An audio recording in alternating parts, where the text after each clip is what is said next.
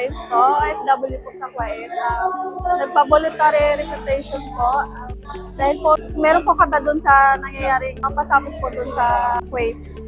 Pasalamat po ako sa embassy sa Kuwait, DMW, OWA. Hindi po nila kami iniwan hanggang sa makaalis po papunta dito. Thank you po.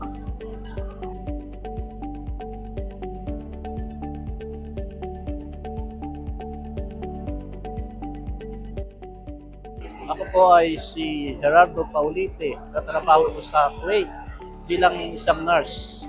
Meron na pong mahigit na 26 na taon na trabaho. Dahil po sa kaguluhan, araw-araw po kami ay pinapagabag ng mga sabog.